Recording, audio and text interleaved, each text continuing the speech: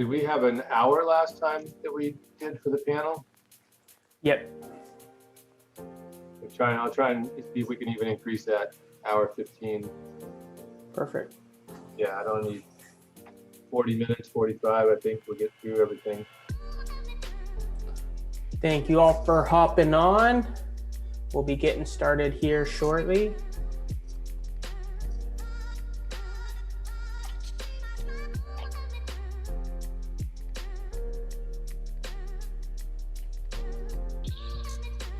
Evening, gentlemen. Good evening. Thanks for coming back, Eric. Thanks for hosting. Yeah, mixed it up this week we mixed it up for our funding panel on our song to kick us off. I can tell, but I appreciate it. There you go. It's a little Sweetness by Panatone. Oh, wow. I have to say it was a part of the lo-fi beats that our student group had recommended I check out. So, oh, nice. if you need some like working music, the lo-fi beats is always a good one to go to.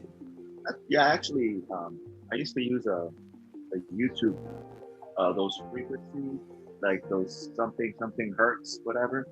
It was giving me weird dreams, and it was not really helpful. So I said, you know what? I found some other stuff, better stuff on Spotify that I play now. But your stuff is good too, so I appreciate that. Of course, thank you. I wanted to ask you, Cameron. I'm in Texas, by the way. I mean, I'm on the free ride, I guess. But does the Carlson Center help people in out of state, or is it limited to only California? We predominantly serve the region, but obviously programs like this that are open, we're able to serve you in that capacity. So there's certain programs that we have mainly for just our students at Sac State or just in our region, but we're really just passionate about making the region around innovation and entrepreneurship happen. So hopefully, there's you build a network in the Sacramento region and you see the value of maybe some point starting up here. So that would be our long-term game. But yeah. And I'll add on, Eric, if you actually need consulting help outside of the free programs, then people like myself do that as well for anybody in the world. Perfect. Awesome. All righty, well, I'll get us started here. Thank you all for being here for our 5th and final session of the Virtual Entrepreneurship Toolkit series. If you're just joining us for your first session with us, my name's Cameron Law, and I'm the Executive Director of the Carlson Center for Innovation and Entrepreneurship. And I'm joined today by one of our entrepreneurs in residence, Dr. Brian Gladden. We at the Carlson Center, we serve as a regional hub and platform for providing approachable and accessible entrepreneurial education to support you really in enabling all startup founders and of all backgrounds to explore and launch their businesses. And we do that by really creating that space for education, community, and support. Our mission is to make innovation and entrepreneurship pervasive throughout the greater Sacramento region. And as I was sharing earlier, we have this vision to make this region a premier hub for innovation and entrepreneurship, and really working to build a vibrant community around our startups and entrepreneurs. And so how we've gone about really mobilizing that mission and vision is a suite of support along that entrepreneurial journey. We have 3 main buckets of programs, which are Discover, Build, and Launch. Discover is all about creating those on-ramps and building community around our entrepreneurs. Our Build programs are about giving you the tools and mindsets and frameworks to building a testable business model and getting to market. And then our Launch is helping you really grow your customer base and preparing for that funding. And so tonight, our Toolkit series is part of our Build suite of programs. And we're really excited to have you here. If you've been with us this whole time, we're honored to have you in all 5 sessions. If you're just joining us tonight, we hope we can continue to engage you. Tonight's session will be focusing on helping you understand how to tell your story through your pitch and really the core elements of a pitch deck, how to share your accomplishments and what your unfair advantage is. And then lastly, we'll be exploring the topic of funding. And to help us tackle the area of funding and investment, we have 5 amazing panelists that will be coming in. I'll be doing a Q&A with them and we'll introduce them in a bit. And then we also will create the floor for you to ask your burning questions about that fundraising process. And so before I turn it over to Brian, a little bit of housekeeping as usual. Would love for you to have your video on. It definitely makes for more engagement for our presenters, but also to connect as a group here. If you would remain on mute during the presentation portion, that would be highly valuable just for the recording purposes. And then we'll be using that chat feature to bring those questions in and to ultimately filter those questions in. So without further ado, I'll pass it over to Brian, and thank you all for being here. Thank you, Cameron. Awesome. Thanks everyone for being here, as Cameron said.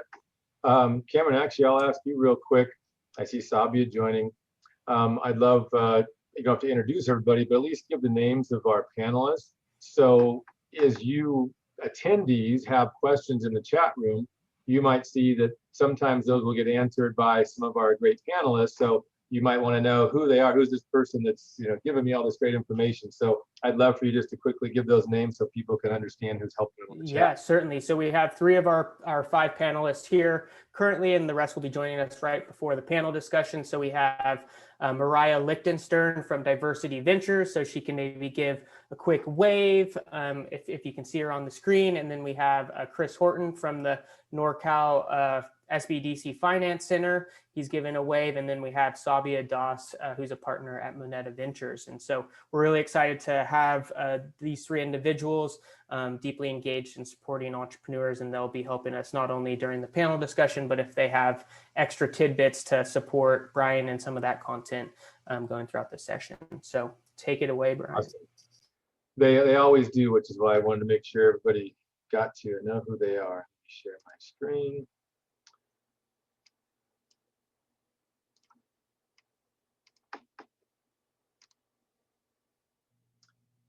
All right, are you seeing my screen yet? We can see your screen. And it's Zoom is slow. It's thinking right now. Just give me a second.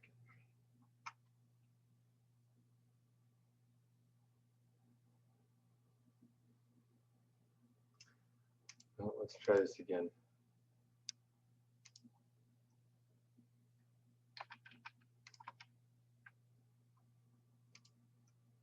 I'm assuming you're not seeing my screen yet. We're not. One more time. Come on, Zoom.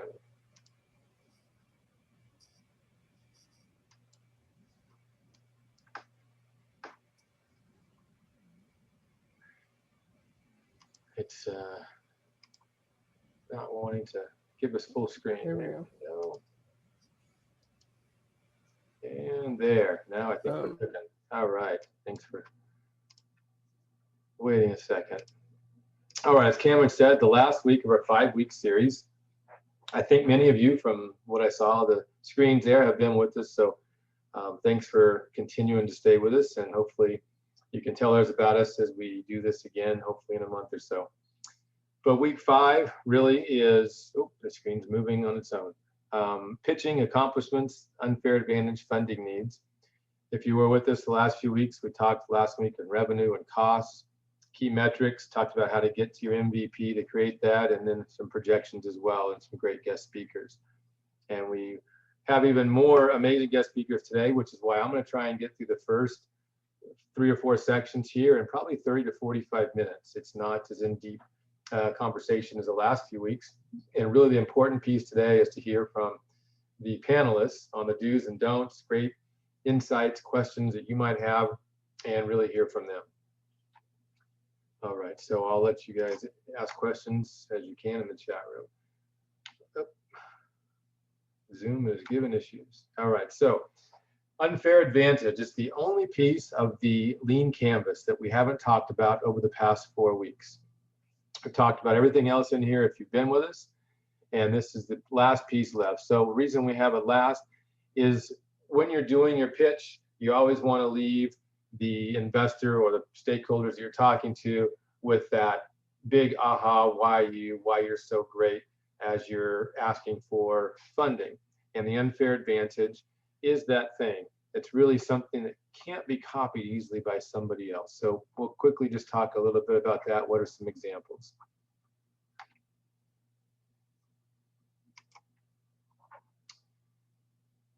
This is becoming an issue.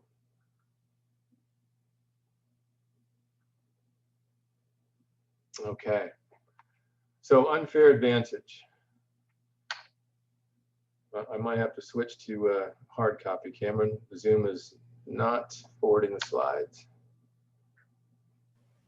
Might have too many things going on your computer. Yep. Hold on, folks. I'm going to stop sharing again because Zoom is not letting me share properly. So the laptop is an unfair disadvantage. Yeah, I don't This have is a true, laptop Alan. here. Yeah, all desktop. We had the same thing happen the other day to someone who was presenting and they had to go to PDF. I think Zoom just has some little glitches sometimes. A lot It of was, you. it was with a PowerPoint. It was not advancing the slides. It was the same thing. We'll let it slide, Brian. Yeah, all right. Let's reopen PowerPoint directly.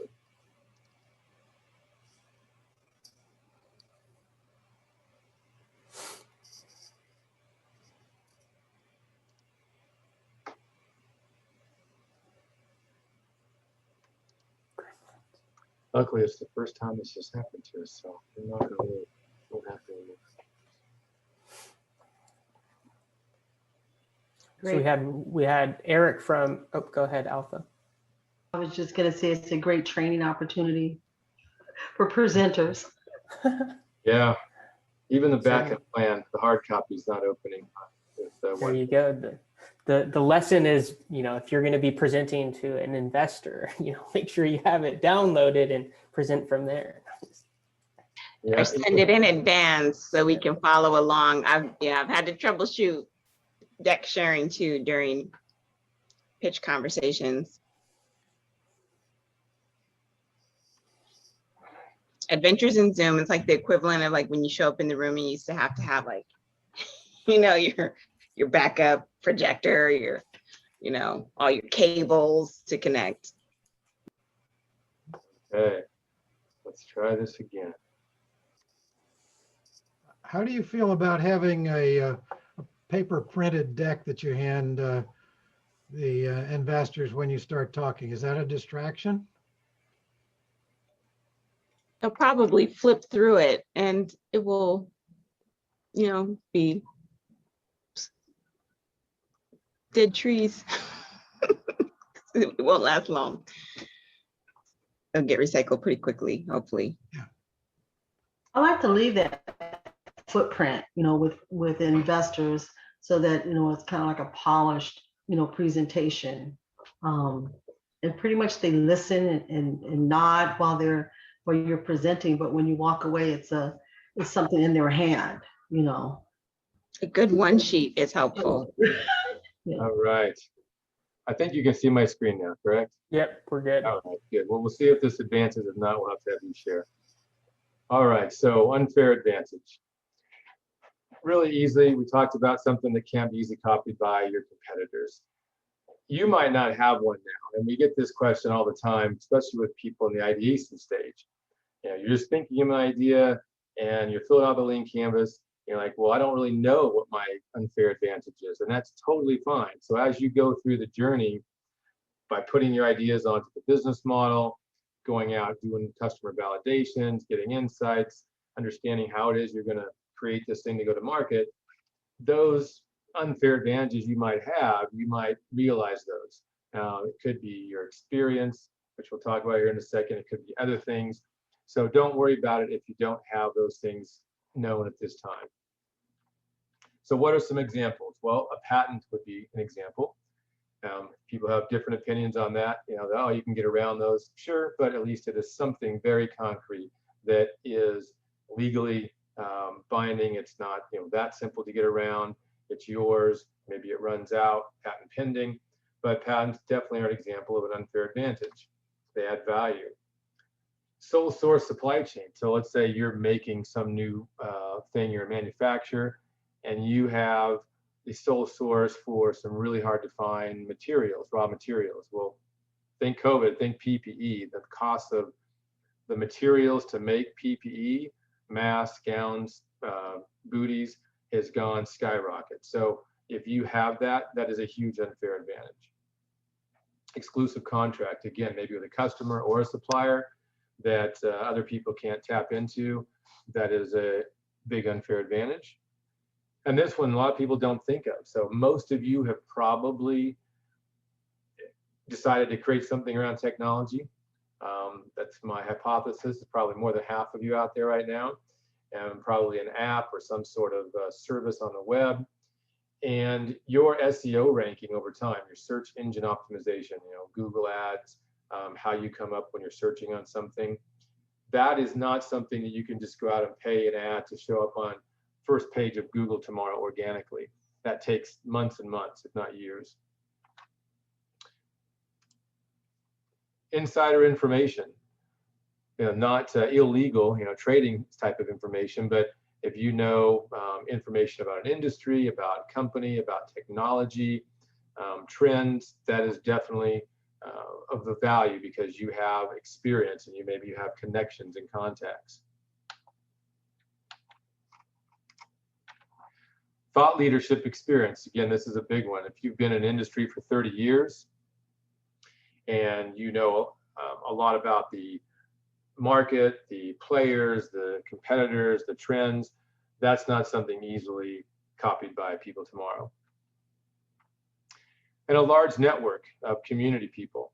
So if you have a following base, you're on Instagram and you've got 1 million followers, that's not something easily copied tomorrow. Someone can't just go out and get a 1 million followers tomorrow. Facebook, LinkedIn, all of those type of things. Or expert endorsements. Maybe you are, great at something. It doesn't have to be an athlete, but an influence marketer. You get endorsements. That is also a good one to think about.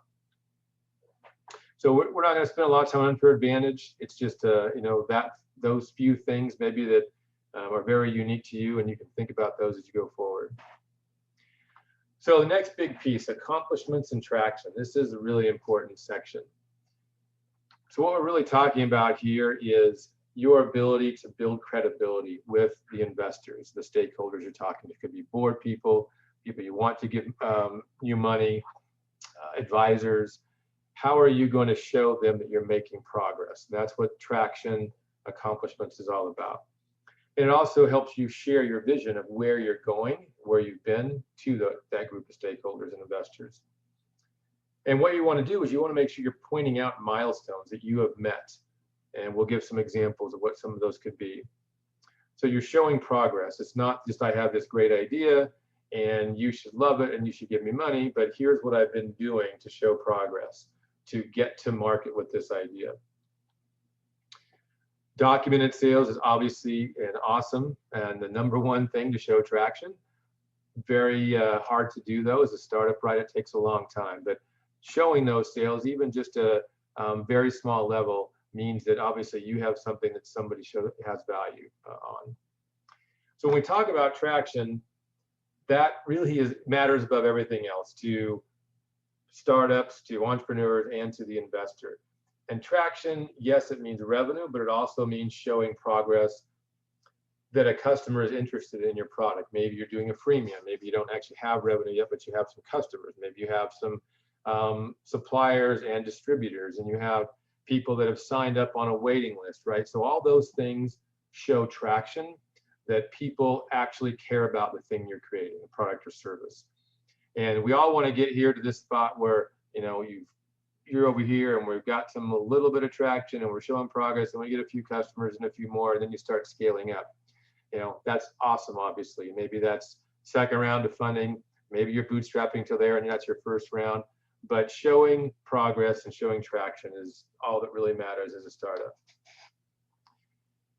This slide can really help you understand the different scenarios, phases you are in as an entrepreneur. At the beginning, we really talked about the foundation, building your business model. What is your idea? And learning that mindset of an entrepreneur, the entrepreneurial mindset, build, prioritize, test, right? Go back, learn some more, gather some insights. So you might be here at the very beginning, and that's okay. You might be getting the idea to market, getting some feedback. Some people said, yeah, you build it, I'll buy it.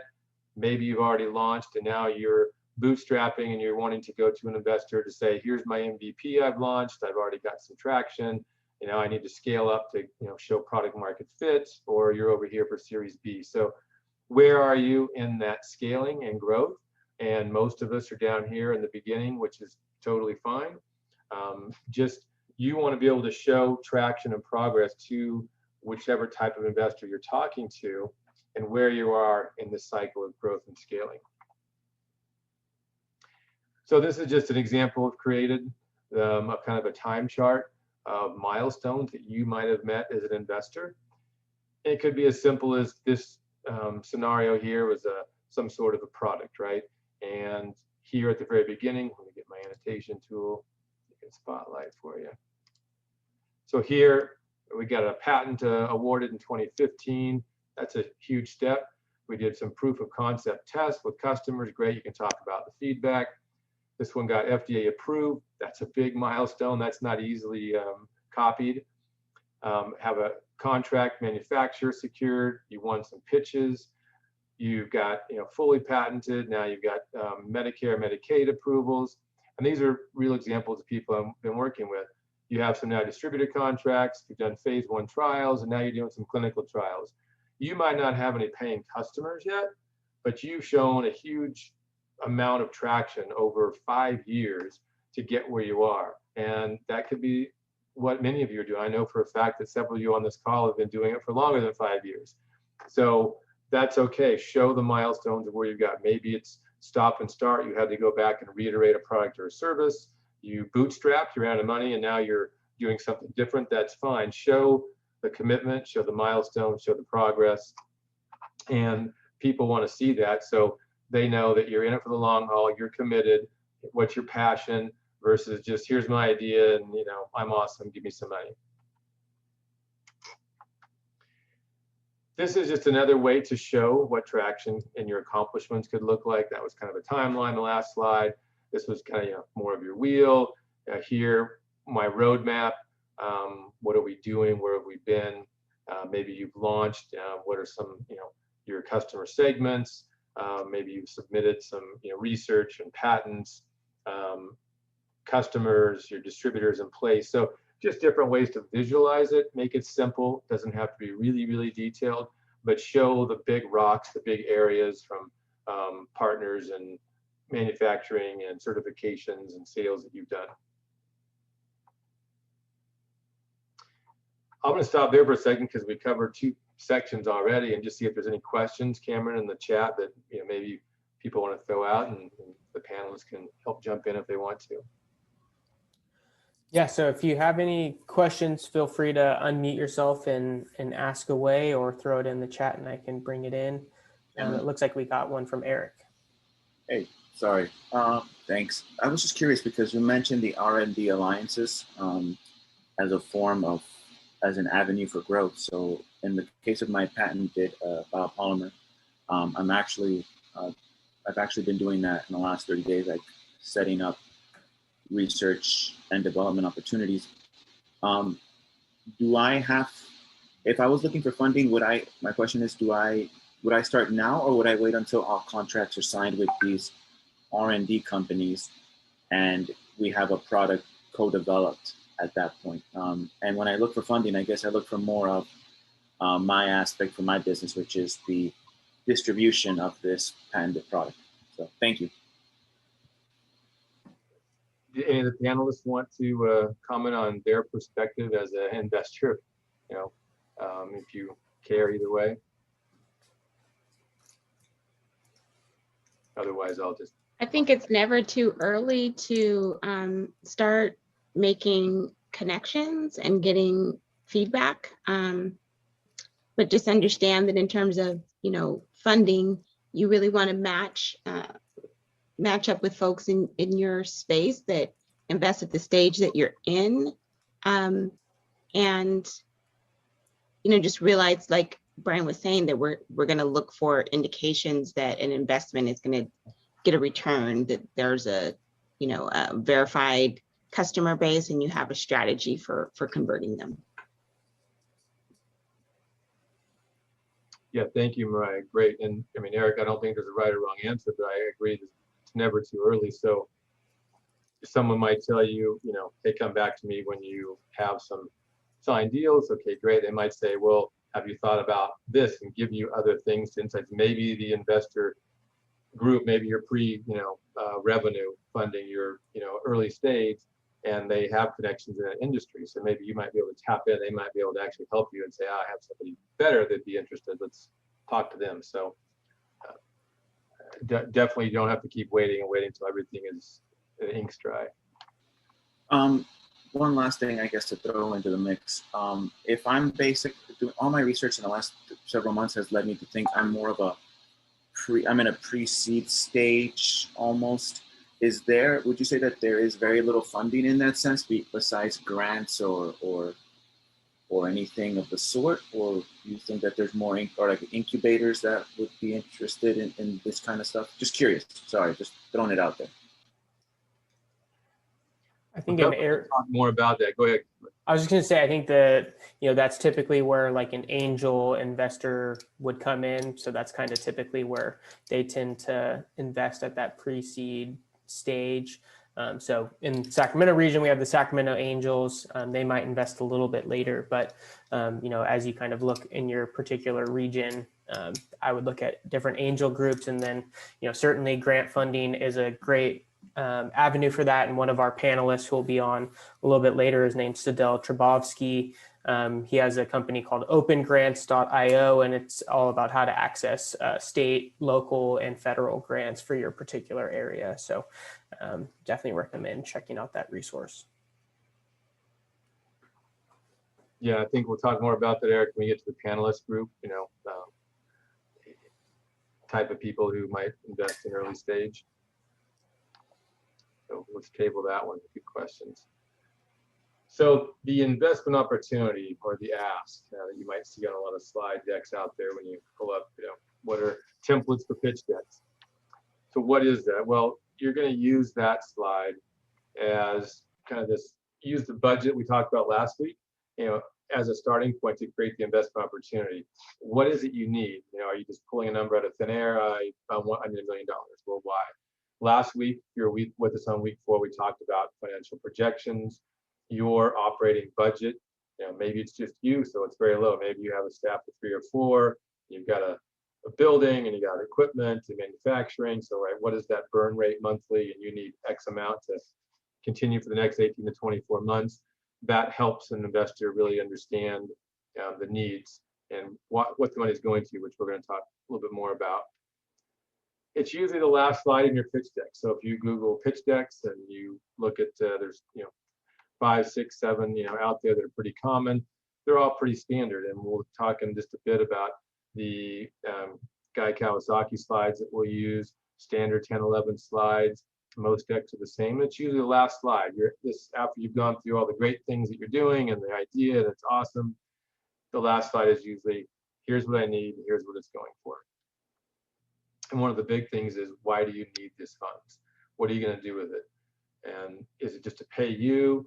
Is it to accomplish certain other things, to grow, hire people, do marketing, get patents, prototypes built, and what the timelines are that you're going to accomplish those goals? So if you just say, I need $1 million and I'm going to hire some salespeople, okay, is that going to hire over the next 3 months or 6 months, or are you going to get to market in 9 months? What are the milestones, manufacturing partners, again, that the investor can understand how these funds are going to be used. Visual is just a great way to show this. You don't have to have a detailed spreadsheet. It'd be way easier just to, at a high level, talk about it. And then if someone's interested, they'll get into the weeds with you on spreadsheets. But here's the use of funds that I need. I need X number for marketing and sales. I need X dollars for operational cost each month. I got to hire some new people. Maybe it's part-time, CFOs or accountants or bookkeepers or legal. And then product development, right? I got to continue to build my app. Maybe I have some offshore resources, things like that. So very high level. What's the money going for? How much? Maybe a dollar number, could be a percentage. There's no right or wrong way. There's a lot of visual ways to show that. This is just another way. And in this scenario, this is really a post-revenue company. Maybe this is second round of funding. Because if you look here, they're growing their headcount to 5,000 employees, so pretty large company, right? Maybe a big manufacturer, but we're going to increase our market share by 13% if we get this $1 million, and we're going to get up to 1 million users, and our capacity is going to go up 20%, and we're going to increase our geographic diversification. Our revenue is going to go up 80% with this infusion of cash because of increased capacity, salespeople, and we're going to reduce our cost maybe because now you have scaled up, so your cost, your volume to create something's gone down, your raw materials have gone down, whatever it might be. So this is just another way to show that, whether you're pre-revenue, post-revenue, what the money is going to do, what are the outcomes that this is going to do for you. And just the third way, which could be the last slide in your deck here, what is the investment opportunity? You want to put that number up there so they understand it. High level from sales and marketing and cost of goods and R&D to general operating costs. Pie chart's an easy way, just a percentage. You can put a dollar number, so you don't have to get too detailed with this so that it becomes an eye chart hard to read. And then high level, what are some goals? What are some timelines? So very easy way to show that. So we've now talked through the unfair advantage, what are traction, what's the ask slide. So now how do we bring everything together that you've done the last 4 weeks with the lean canvas and these 3 components to put together into your 10 to 12 slide pitch deck, which is pretty typical of the standard. And you might have a few more, but don't get crazy and have 50 slides. The standard is really about 10 to 12 out there. And why do you even need a pitch deck? Well, because it's a shared language. It helps the stakeholder, the investor, people you're talking to understand, because they have an idea of what's going to flow in your presentation, the answers that are going to come out of it. It's that shared language. It tells your full story from the problems, the solution, the competitors, the projections, the team, and the ask, all of these things. It's also iterative and dynamic versus an old Word document. So I don't know, you want to put, your hand, thumbs up, whatever, if you've written, 200-page Word document business plans in the past that took you 6 to 9 months to write them, and you've done all this historical research and spent months and months doing it. That's great for your own edification that can go into a pitch deck, but nobody anymore is going to read a 200-page Word document and then talk to you about, okay, funny, they want to know right now what's going on, because what happened 6, 9 months ago and now is probably irrelevant. Now think of the end of 2019, beginning of last year, and you had your 6 months of research and then COVID hit. Well, all that probably was irrelevant. It changed because the customer needs changed, the market changed, their needs, your product probably changed. So it's got to be quick and dynamic and iterative. So this whole lean startup, the lean movement is about being quick and agile. So your PowerPoint needs to be up to date with the market now, in the last couple of months, couple of weeks, whatever it could be. It also has a specific purpose and ask, right? Which is that last slide we talked about. What do you need? So what do you want to include in a pitch deck? Well, at a high level, we've been using the lean canvas to populate the slide content because it really is a perfect foundation, because all of the components, the elements of the lean canvas are generally what you will see in every best practice pitch deck out there, whatever you want to Google. And we'll go through what those are in just a second. You want to highlight your leadership team. So as the panelists will talk about, one of the major top 3 things that an investor is looking for is the team. Are these people that are pitching, are they ones I want to invest in? Are they have the passion, the knowledge, experience to be able to pull this off? You want to show accomplishments and traction in your pitch deck. That's a key thing. That's why we just talked about it. You want to detail the opportunity with purpose and timelines. And you want to tell a story that really establishes an emotional connection, right? So not just all facts. You don't want it to be all around technology. You're going to lose people very quickly. It needs to be about the problem you're solving, hopefully some emotional thing as well, right? You want to be the hero. And so when we talk about storytelling, that hero's journey is a big piece of it. If you can create your pitch deck, your story to talk about you and your idea, product or service, helping create your customer as a hero, right? You're doing something to create value to them. Now they are the hero, not really you.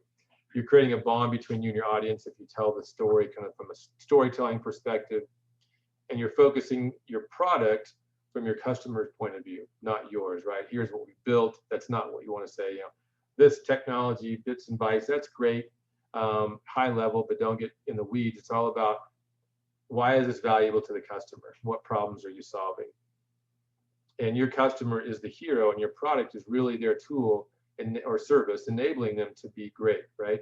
And if you think about it, Star Wars, I think wasn't it Star Wars Day just a couple days ago, nationally. So you're Obi-Wan. Think of that way. You're not actually the hero because your customer is the hero, right? They're Luke Skywalker. You know, your competition is Darth Vader. Your product is the lightsaber. Your product is enabling some positive outcomes or some pains to be relieved, right? You know, that you're selling them a product or service to solve problems. What are those main problems that you're helping solve, or needs that they want, right? Jobs to be done. If you remember back to week 2 and 3, every product or service in the world solves jobs to be done. What are the jobs to be done that your customer has that your product or service is helping them overcome? And you're guiding them, right, through that. If you remember the customer forces model we talked about back in weeks 2 and 3, you know, the early adopter has that triggering event, right? They're looking for something new, and hopefully your product is helping pull them up to a better way to do something. They're looking for that better way to get a job done. And if you think about it from this hero's journey, you know, what's changed in your marketplace? COVID's an easy one, you know, so how has that affected things? But what has triggered your customer to need a new solution, and they're looking for it, right? They're pushing themselves for a new solution. You're also then pulling them up that hill, you know, to your new, better way of doing something. And your product service is your superpower. You're helping them become the hero. So that, if you look at it from that story perspective, that's really how you want to tell it, versus just, here's the thing, here's what it does. Try and have more of a theme running through it that woven together.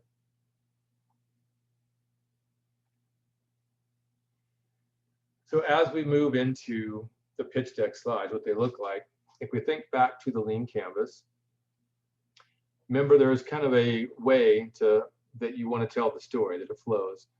It's not haphazard. And we always start with the edges, right? The customer and the problem.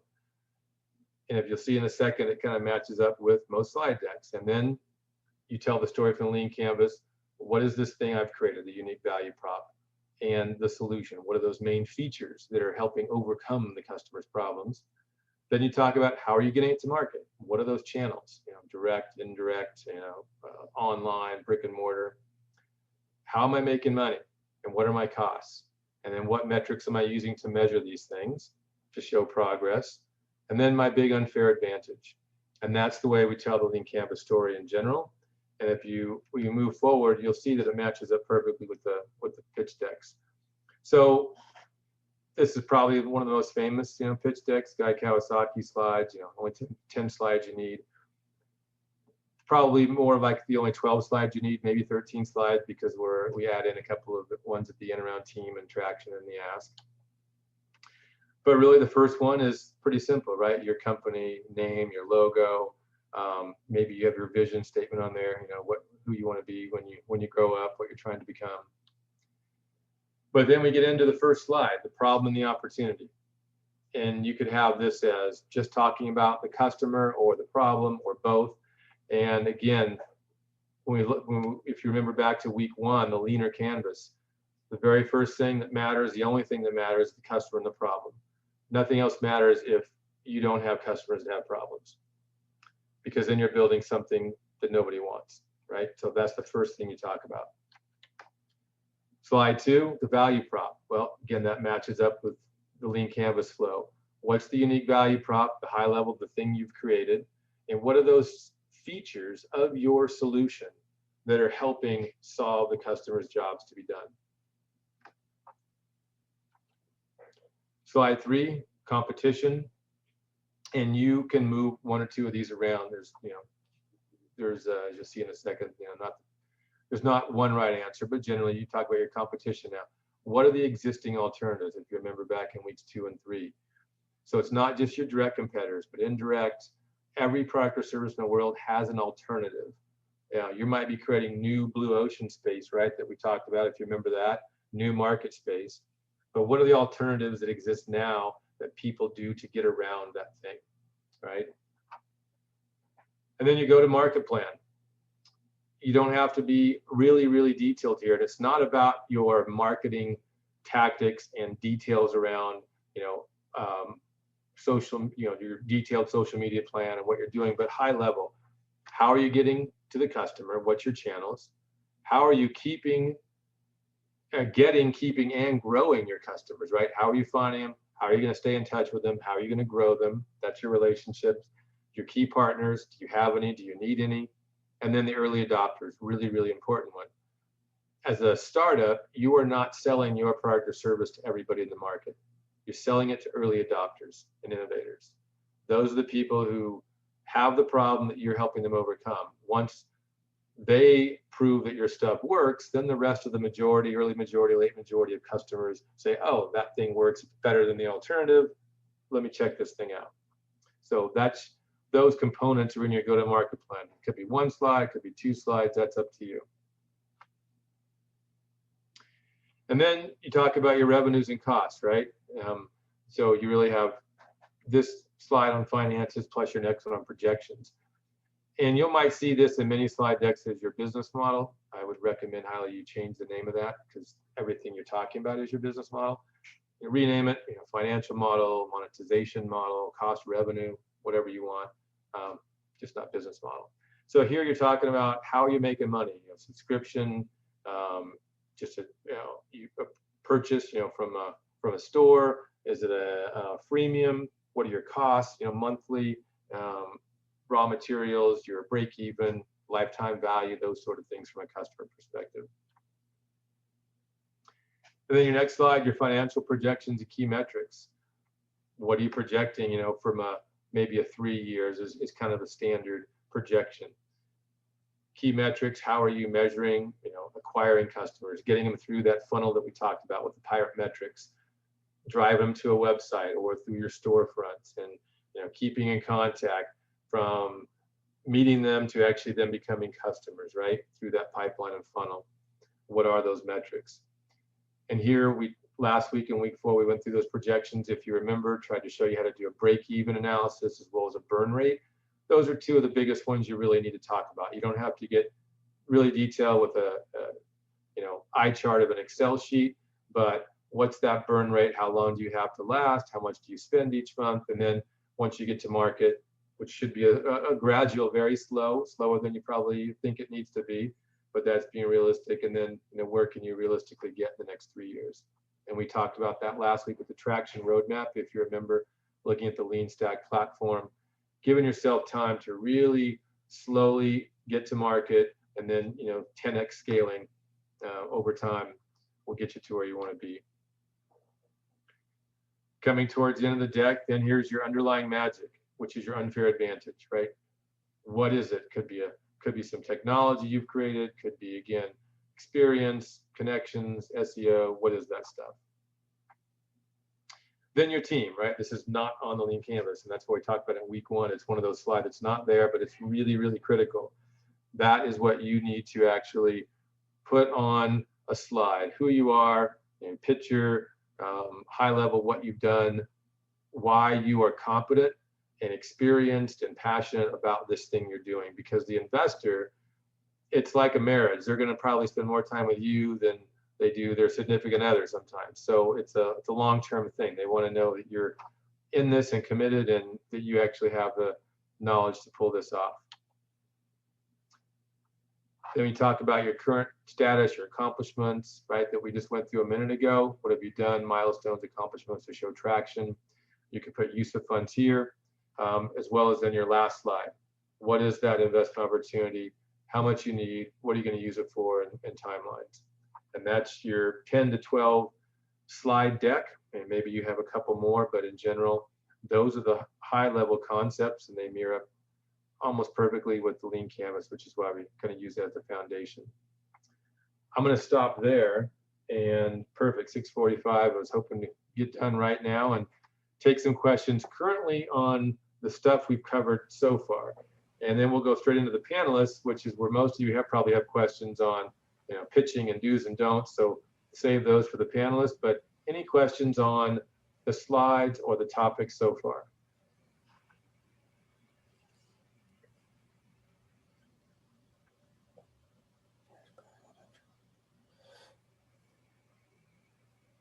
So I'm not seeing any questions in the chat. Are there, just want to make sure we give space for questions around the deck, any of the questions around the layout, if there was something maybe you saw that you thought was in a deck that we didn't speak to, feel free to ask away. I have a question. Do you have any tips on where to get some good templates or designers? I'm always impressed that you have different iterations of a particular slide and how to make it, look good and convey the point effectively. So wondering if you have any secrets you could maybe slide in chat or. I don't. I'll just say I do a lot of cutting and pasting images from Google and just lots of searching. I am not the expert on PowerPoint and how to make things very pretty.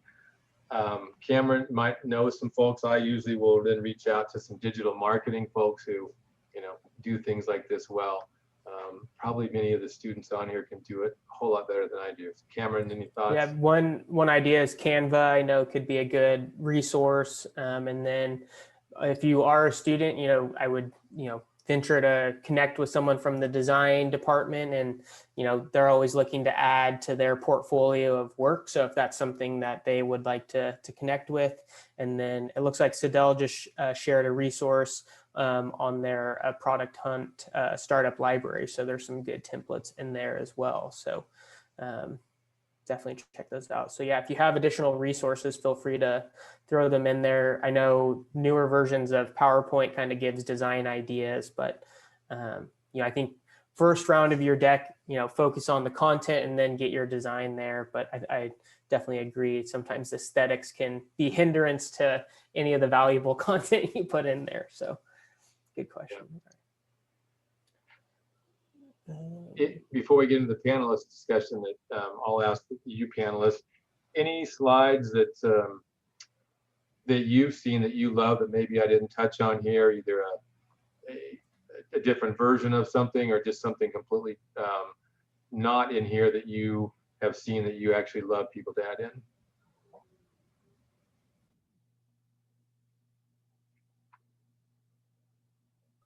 I just always like to see cohesion between,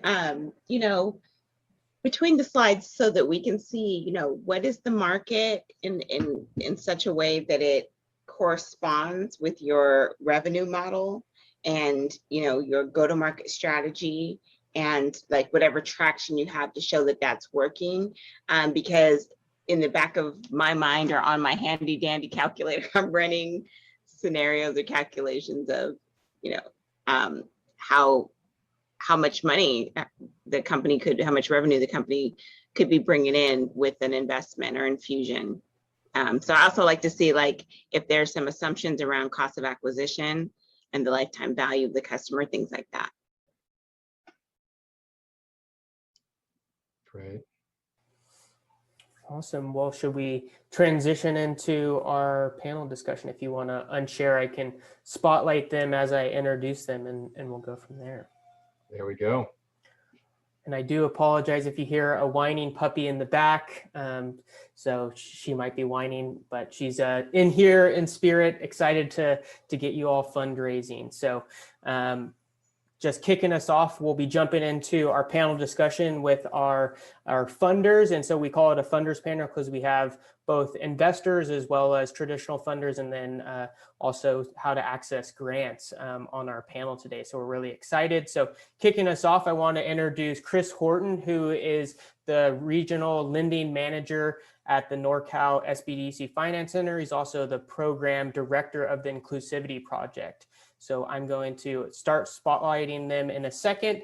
We also have Mariah Lichtenstern, who's the founding partner and managing director at Diversity Ventures, and she's also been an Aspen Tech Policy Institute fellow. And we're really excited to have her back for another discussion on funding. We also have Mark Haney, who's the CEO of Haney Biz. He's right there. He could give us a wave so people can see him. He's been growing his hair out for the last year and a half, so we're excited to have him. He's not quite on the level of our next panelist, Sadel Trabovsky, who's the CEO of OpenGrants.io. And then our last panelist is Sabia Das, who is a partner at Moneta Ventures. So I'm going to throw their LinkedIn, so feel free to hop in there and connect with them. They're great leaders in our ecosystem. And I'm going to try and do this quick spotlight for everyone. So give me 1 second. We got Mark there. We're going to add Mariah. We're going to add Chris. We're testing our Zoom capabilities here, so appreciate you all bearing with me. And I'm going to find Sabia, who was having some technology challenges. So if he's not able to share his screen, that is why. It's really sad to be a tech VC and have tech challenges, but yeah, sorry, all my my building's internet went down, so I am just dialing in. But So I'll get video very soon. So yeah, Sometimes it be like that. So I'm not able to sadly put spotlight on if you don't have your video. So you might have to just be in the background with some of these questions. So I do apologize with that, my friend.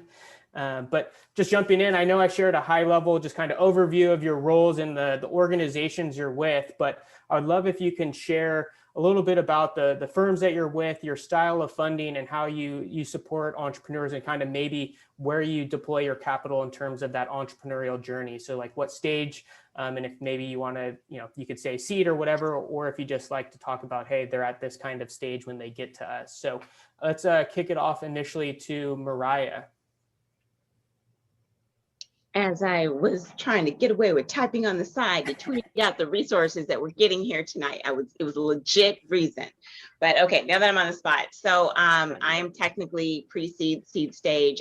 In my role as managing partner at the Founder Institute, we work with people from idea stage, get them through, validation and everything, and then they're eligible for a funding lab. But what I really look for is like what I had mentioned earlier is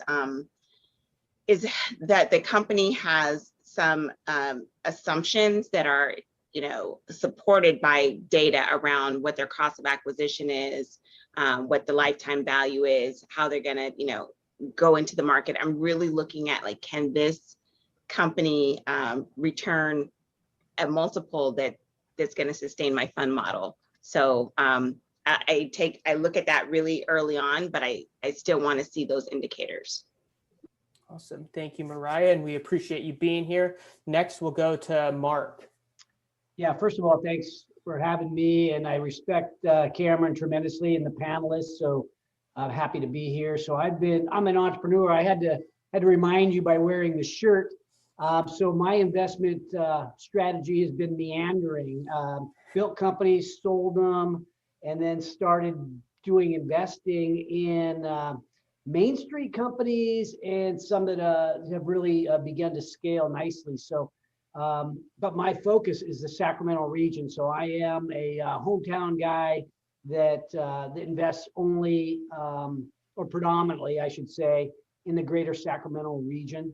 So up to this point, I've been using my own money, and I'll probably continue to do that at some level. But one of the things that I'm launching with some of my teammates and with the help of a few of these panelists is something called the Growth Factory, and it will be a pre-seed, seed stage accelerator / fund that that really focuses on companies that are really going to scale. So that's kind of our focus, and we think that by bringing the leaders of Sacramento together around this concept, we can create a backyard advantage. Awesome. Yeah, I know you've had your what you'd call your rocket ship and your Main Street companies, and so now focusing more on those rocket ships. So we're excited to add that to the ecosystem. Next, we'll go over to Chris Horton from the SBDC. Hey, Cameron, thank you for having me once again. Hi, Mariah. Hey, everyone on the panel and everyone that's attending. So yeah, I serve a number of different capacities. My primary responsibility that fits here is the regional lending manager. We get involved at the SBDC in a number of different ways.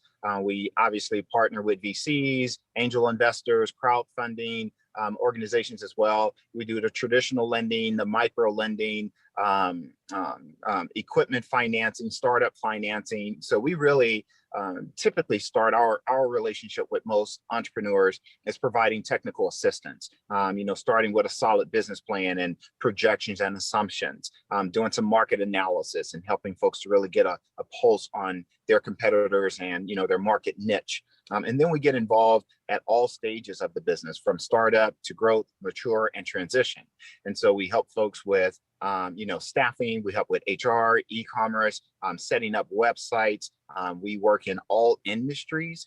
So yeah, that's really what we're all about. We are measured, by our two funders. We're primarily funded by the SBA, and then we're partially funded by the governor's office. And we are measured on capital infusion that we get out into the marketplace. We're measured on number of businesses we start. We're measured on number of jobs we've created or saved, and we're measured on business sale revenue increasing. So that's what we do at the SBDC. Awesome. Thank you, Chris. And yeah, such a great resource, and one that I know we have some people across the nation, and the SBDC is by no means a resource just in the Northern California region, obviously funded by the SBA as a federal program. So check out your local resources wherever you may be. Our next panelist, we have Sadel Trabovsky, who will be sharing a little bit about grants and obviously has his own experience in fundraising as well. Yeah, super excited to be here. Thanks so much, Cameron, for the invitation. Mark, super excited to see the beard and the hair development. And I just want to also throw out a plug there for the SBDC. We are an affiliate of theirs, but also, they helped. I just want to give a personal testimonial. It's an incredible resource. If you're a bootstrapping founder or founder of any kind, definitely, reach out, get their support. They helped me scale and exit a startup. And just an incredible group of individuals here in Northern California and then across the regions. But so yeah, check out the SBDC for sure. If you're getting started, they're going to help you really move the needle as a founder. At Open Grants, what we do is we actually focus on delivering non-dilutive grant funding to founders, and we see ourselves, primarily playing a place in that really kind of like that first check that you might get to start your company moving forward in a real significant way. What a grant is it's non-dilutive, and it doesn't require any repayment. What that means is you don't give up any equity or ownership of the company, and you don't have to pay the money back. So it's a really incredible opportunity. It's a really great way for founders to iterate on their ideas, to explore, to do all of the things that you've discussed tonight in terms of, creating a deck and understanding your customers a bit better. And that's what we streamline access to that funding through the Open Grants platform. And we're super excited to be actually launching kind of a 2.0 version of grant funding here at the end of the month, where we're actually launching a fund that will run through the Open Grants platform, where we'll be deploying capital in about 20 to 30 days from the time you apply. And it will be non-dilutive checks at scale. So between 5 and 20K checks, and usually we're going to be about 100K per quarter that's going to be running through the platform. So super excited about that, excited to engage with all the entrepreneurs about it. Yeah, that's our focus, is that first check-in and non-dilutive capital that's typically provided by the federal government or large foundations, family offices, and investors from time to time as well. So that's where the money comes from. Awesome. Thank you, Sidel. And then our last panelist is Sabia, who's behind the scenes here. So share a little bit about Moneta Ventures. Thanks, Cameron. And our success at Moneta Ventures is definitely reliant on everyone that just spoke success. So Mark, Mariah, Sidel, and Chris, if they are successful in their pre-seed funding, then we will be successful. So Moneta is a seed Series A investor in technology and healthcare startups, primarily focused on B2B SaaS companies that invest in companies that are doing at least $500K a year in revenue. We try to be operationally involved investors that help scale from that $500,000 a year to 1 or 10 million a year in revenue, and like to be involved in all aspects of the business. Lokesh Sikaria, who's the founder of the company, started his past 2 companies here and has grown them to a couple $1 million a year in revenue, a few $100 million a year in revenue, and has done so without any VC funding. And so the idea was to start a venture fund here locally that can do the same thing for companies that don't have access to VC funding. And so far, 70% of our investments have been in local businesses that have not had access to that kind of funding. And it's been pretty awesome. So we continue to do that, and Sacramento is our focus. We've invested about $110 million to date in local area businesses and continue to do so going forward. So, yep, that's Moneta in a nutshell. Thanks, Cameron, and everyone else on the call for being a part of it. Awesome. Thank you, Sabia. And yeah, I just love the diversity of the panel, from, styles of funding to, stages of funding, and really looking at, as entrepreneurs, this is a great representation of the ecosystem of resources that are out here to be able to help fund your journey from, idea to, hopefully a successful launch and scale. So for our panelists kind of jumping in, just appreciate all the introductions and the overview of kind of what your investment thesis and where you focus your capital and resources. Over the last 5 weeks, we've really been working with these founders in our toolkit series to, hone and define that business model. And we've gone through the lean canvas, which you saw, and those kind of 9 main components of building out that business model and addressing the areas of, the risks of desirability, the feasibility of potential technologies or a product or service, and then that viability. When you're starting to look at an investment or an opportunity, where do you first look at that opportunity? Is it, the market size? Is it the team? Is it the solution? Is it the problem? What are those kind of first components that you start to look at? And so we'll go in the similar order. We'll go with start with Mariah, and then I'll work my way around again. Truly speaking, I look at things holistically, but there's 2 things that I want to see. Number 1, it makes dollars. Number 2, it makes sense. So when I say dollars, I want to see that it has high potential for outsized returns. And when I say it makes sense, I mean, for me, I'm an impact-oriented investor, and I'm pretty generalist about that, but I want to see some social, economic, and or environmental impact. And that's just where I like to focus, whether it's SaaS, whether it's enterprise, whether it's, computer vision or AI. I want to see what is the impact that that's going to have, either social, economic, and or environmentally. Awesome. So there's kind of that additional triple bottom line that you would look at in terms of the impact component of the overall investment. So thanks, Mariah. Next, Mark, over to you. What's kind of that first core component or gate that you would look at in an investment opportunity? I think the first, beyond being Sacramento region, I think I look at the founder specifically, looking to see if he or she fits in the backyard. So I have this sort of thing where I believe that entrepreneurs can help one another. So my portfolio now, I'm seeing that within our portfolio is a lot of synergy between founders. So I want people who sort of fit in that backyard. I look at commitment level, number one, along with humility, probably ranks right up there. Because humility to me means coachability in many ways, and then also authenticity. I think I want somebody in my backyard, in our collective backyards, that that's real, right? That's like human, that I can relate to. To me, if you can't get past that, I don't care about your market size. I don't care about anything else. I want to first know, does this person fit in the backyard, and how does his team or her team fit within that backyard too, and the chemistry among the team. Gotcha. So that team and founder is the initial kind of gate for you to start even exploring that opportunity. And we'll dive into that in a little bit.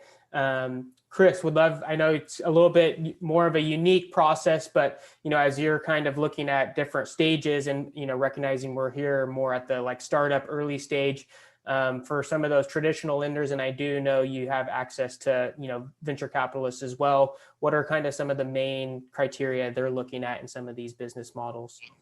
Yeah, sure. For us, Cameron, man, it really starts because of the folks that we're dealing with. It really comes with a solid business plan for us. We got to have some sort of direction where folks are looking to go. Is it, you know, realistic? Is it obtainable? You know, how do folks come up with some of the projections? You know, I have one that I was working with this company that collects royalties from musicians. And in the first year, they were projecting that they were only going to make 147,000. But by the end of year 2, they were going to make $14 million. And so when we took that to a financial institution, they just couldn't grasp their brain around how in year 1, you're going to do 147,000. But by the end of year 2, you're going to jump up to $14 million. And it was legit. I mean, and we just had to break it down to help them understand when you're talking about large musicians and collecting royalties for them, the amount of money that's coming in, and with the digital age and digital library. So it's really, for us, the business plan makes the most sense for where we need to start to be able to tell the story without the actual founder telling the story. We got a summary that speaks for you, and does it make sense? And that helps us to determine, you know, is this angel funding? Is it VC funding? Is it, you know, traditional financing? Is it micro lending? It really gives us a better sense of how to help advise and guide folks. Because what we want to do, Cameron, is we want to minimize the number of no's or the number of rejections that people need to experience. So if we have a business plan and we can guide you and point you in the right direction, we put you in a more favorable position. Nice. Yeah. So it sounds like one of the key components is, you know, coming in, and we all know assumptions are a part of our business, especially at an early stage, but being clear with what those are and how you can help to remove some of those obstacles as you go and learn, and ultimately, you know, continue to refine and hone that business model. I mean, it sounds like you're also like the using the graph earlier that Brian had, the Obi-Wan Kenobi of the fundraising process through the SBDC. So love that. All right, next to you, Sadell, and I know kind of unique in terms of, you know, accessing grants, but what are some of those things that, you know, these government agencies are looking for in some of these startups? Yeah, well, you know what? It's so funny. One of the big things in our space is really being able to tell a really concise story, which is pretty similar to a lot of the things that have been mentioned by the panel so far, telling a compelling story, both about the team and the outcomes and what they're working on. But one of the really fun things about government is that they're frequently looking for, and they have a really unique risk profile. And what that means is, you know, for example, one of the companies that we just helped raise about $2 million from, and when I say we, really our platform, you know, they pitched basically an Iron Man suit to the Department of Defense. And it was such a great story and so compelling. You know, they didn't have anything built. You know, they had done a lot of research, of course, and they'd had their background, but oh my goodness, it was just this really wild story that was really compelling. And I bring that up to say that, you know, each agency has different things that are compelling for them. Almost none of it has to do with sort of returns on their investment. That's not really what they're looking for. They're looking to solve really big, tricky problems that they have. So whether it's moving troops around safely or solving the energy crisis or homelessness, that really depends on the agency. So a lot of what we help companies do, in fact, is align their story and the incentives that they're telling that the agencies are going to achieve, aligning that story with what the agency is looking for is really critical in our space in order to get funding from those folks. I love that. So key takeaway of working with government agencies in the grant space is put on your Iron Man suit and tell a good story. But no, story and really crafting that. And, there's some level of the value proposition, but it seems like, understanding what that agency's larger goals are and how you can align that story. And then lastly, we'll go to you, Sabia. So what are some of those kind of components that you're looking for, recognizing you're a little bit later stages. And so what are some of those core components that you would look for in a company? Thanks, Cameron. And thanks everyone. Cameron, if you don't mind, like other than just core components we look for in a company, repeating the question because I want to make sure I didn't miss anything. It's just what we look for in a founder. No, it's more in the business model and how you kind of evaluate a company straight away. Like what's that first core component? Is it the market size, or is it, hey, I'm founder first, and that's kind of how we initially start the conversation to explore an opportunity further. Yep. Awesome. Thanks. And sorry everyone, because keep getting kicked in and out of this meeting by Xfinity. I'm not a funder of their competitor, I promise. So to what Cameron said, and I heard bits and pieces of everyone else, even at the Series A stage where we invest, where a company has kind of found the product market fit, most of the investment decision goes to the founding team. So we actually have a very advanced, I say advanced, but very prescriptive view of how we invest in a company. And we assign certain percentages or certain aspects about how the business is doing. And most of that still goes back to the founding team. I think it's still 25 to 30% at least that goes back to our confidence in the managing team of the business. And so we realize that even at the Series A stage, when the company might be doing $500,000 to $1 million a year in annualized revenue, they're going to have to pivot because of any number of reasons. That might be due to market conditions shifting, like this past year due to COVID, and companies having to change how they work to just what they're doing is not working. And so for us, the ability for that managing team to be able to deal with any situation is very important. So how you portray your team in that pitch is probably the most important thing. Traction is awesome. Everything else is awesome. And that will get you to meet the threshold of any VC. But the ability for the team to demonstrate that they can bypass any issues that happen in the future is definitely the most important thing. So that's what we look for. Outside of that, obviously, product market fit is best demonstrated by revenue. And there's no replacement for that. So if you can show that someone's willing to pay for your product, that's the number one most important thing. And even if that's not multiple customers or anything else, like just dollars flowing in is the best. So that's what we look for first, and then everything else after. So yeah, I'll pause there, Cameron. Awesome. Yeah. Thank you, Sabia. And this is kind of just an open question to anyone. We've been hitting a lot on team and founder, and I think sometimes it's hard to demonstrate that in a slide deck sometimes. And so, what does that actually look like when you're either presenting or you're sharing a deck? Like, what are the ways to demonstrate humility or coachability, or that you have the right founding team? What does that actually look like and that's to anyone that wants to unmute and answer it. Yeah, and I'll jump on it first. So we'll go Sabia and then Mark unmuted as well. Go ahead. Sure. Sabia. Yeah. And so the first thing is domain expertise. If you already have it and you've done this before, or you have people on your team that have done it before, that's awesome, right? And that's obvious that that's the best thing an investor will look for. That's rarely the case though, right? It's like if you're seeking money, you already have the domain expertise. You don't need the advice on how to do it. So if you don't have that, how do you go about it? The enthusiasm and ability to hustle that a VC will see is purely based on your ability to demonstrate that hustle on the first call. And I know Mark can talk better to this, but I'm going to say it before he does.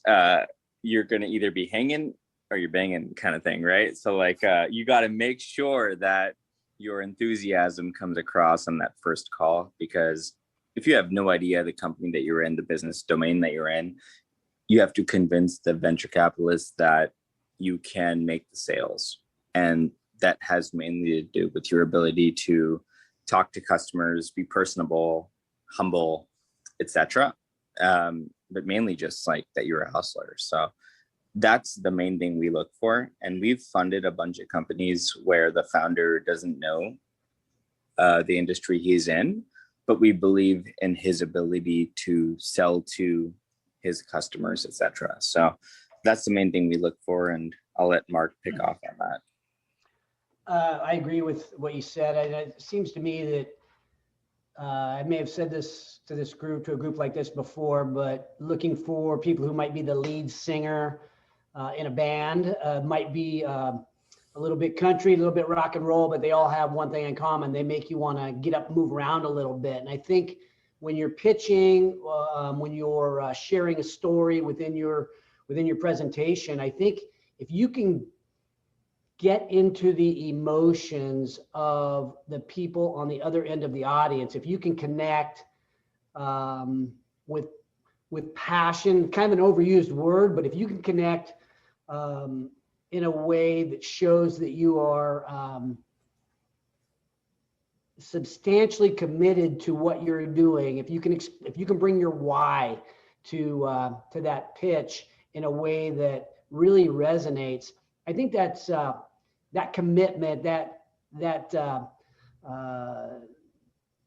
stuff's infectious, right? That brings, I think, an investor. We're all human. We want to be brought into your world in a way that makes us feel like we could be a part of it. So to me, it's a little bit around style. So when I talked a little bit about authenticity, be yourself and don't be afraid to bring everything you have to your presentation. A lot of people that I've seen tend to hold back because it's embarrassing to try that hard or to make yourself that vulnerable. But to me, it's very endearing.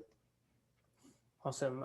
I love that. And I'm tying it to also the components of the storytelling, right? And I think the more you're showing and demonstrating your passion when the tough gets going, you kind of have the grit and determination to push through it, right? And so there's kind of the behind the scenes of what can't be put in a slide deck, but how you kind of ultimately bring your energy and passion around your business. So I love that.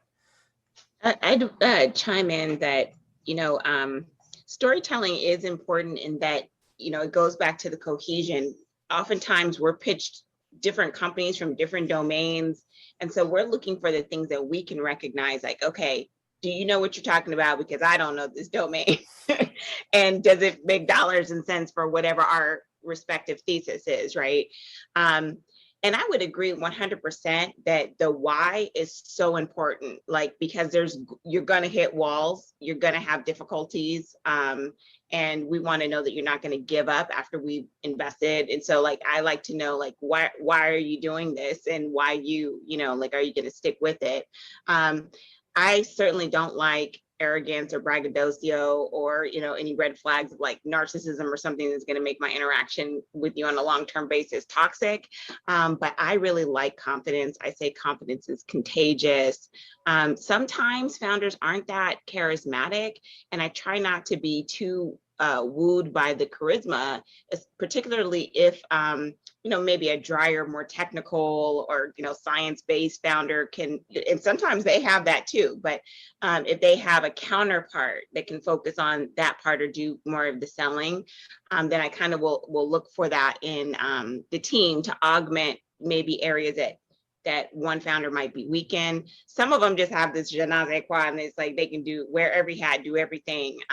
So again, it goes back to being holistic. But I would say, be coachable, but then also be confident that you can assure us you know that you know what you're talking about, and you can and also your customers. And I particularly deal with a lot of founders that are underrepresented and maybe underestimated. And so like there's studies that show like women are asked questions about their risk, you know, when men are asked questions about their potential. And I'm familiar with those kind of things. But oftentimes I see like battle weary founders that, you know, they're so used to microaggressions that their confidence may be off. And, you know, it's a matter of like sometimes getting that mindset up. So if you have the kind of confidence to be able to withstand and be resilient in the face of rejection or doubt, I mean, I think those are the type of founders that can, you know, overcome those barriers that really still do exist, and they outperform. So I look for a little bit of that.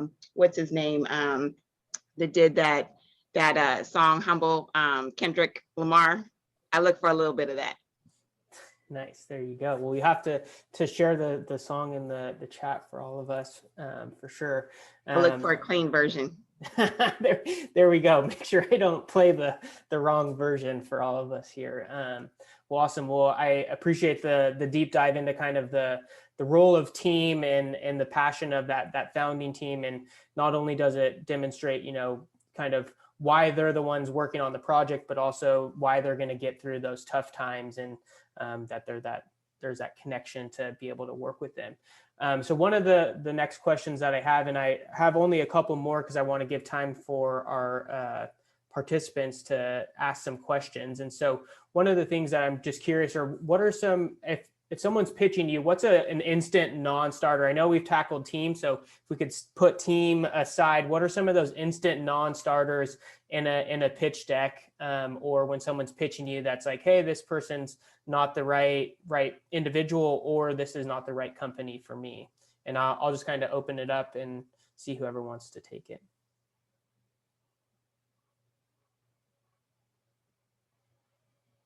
Are you gonna make me choose? I could jump in. If it doesn't fit, you know, like sometimes I'll get something like for, I don't know, like a bowling alley or something. And I'm like, that's not my wheelhouse. Or if you can just tell that the founder really hasn't done a lot of research, they're just so far from ready. And you know, again, if there's like some red flags around personality, toxicity, that, you know, I've seen founders sometimes, I've been in situations where I'm an empath, so I kind of feel vibes. And I've had like founders together where you could tell they're not getting along that good. And if they can't hold it together in front of me, then that's definitely a red flag.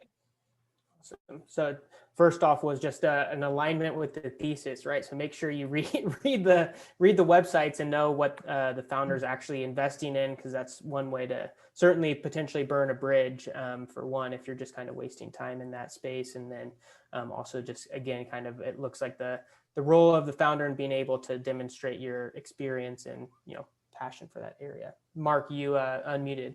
Yeah, I mean, I think of a few things, and we talked, I mean, some of them have been mentioned, like arrogance. And I look at that as somebody might be really great at a lot of things, but if they can't get people to follow them, right? People that are super arrogant have a lot more difficulty getting teammates to follow them. So it's like, I want somebody that really demonstrates the ability to lead as part of their personality, but something that maybe, what I've seen that sometimes that's hard to quantify. It can be a little bit subjective, but something that may be a little bit less subjective, that's that a lot of founders that I've seen don't really understand it as a turnoff, is when they're working on multiple projects at the same time. So I've got this one business, it's going pretty good, but I'm launching this new one. I don't want you to invest in the old one, just the new one. Well, who's going to run the old one? Well, I can run that one too. You're right. That sort of bifurcated approach to winning isn't super attractive. So this, typically, if I can't make sense of where their main commitment's going to end up being in very in rapid order, then it's really tough for me to stay with it. Makes total sense. yeah, the focused energy around one idea and one concept for sure. That makes total sense. Yeah, I see that. I won't say I see it every day, but it's not that uncommon. Right. No, and it just kind of shows you're still demonstrating what you're trying to work towards. You don't necessarily know and aren't putting all your eggs in one basket for some degree. Awesome. Sadell, it looks like you unmuted. Yeah, I just wanted to bring up, kind of along the lines of, the right thesis. There's a couple of things. One, in the grant space, there's literally a set of rules that are written out about what you need to do in order to get the grant. And the quickest way to get disqualified, of course, is not following the rules. And yet invariably there'll be, 30 to 40% of these applications that come in will be improperly formatted or improperly developed somehow, where they didn't follow the rules. And it's a really basic thing that I see happen on the other side of the table as well, where they'll just be really misalignment. You'll end up pitching a clean tech company to investors who are really interested in hard tech for the mining industry or something ridiculous. So it's really important both to align your incentives so that you're pitching the right people. And it sounds a lot easier than it actually is in practice. It requires a good amount of just research and work, because a lot of investors, and I'm saying this as a founder, this is my 4th venture-backed company, 2nd one that I've run myself.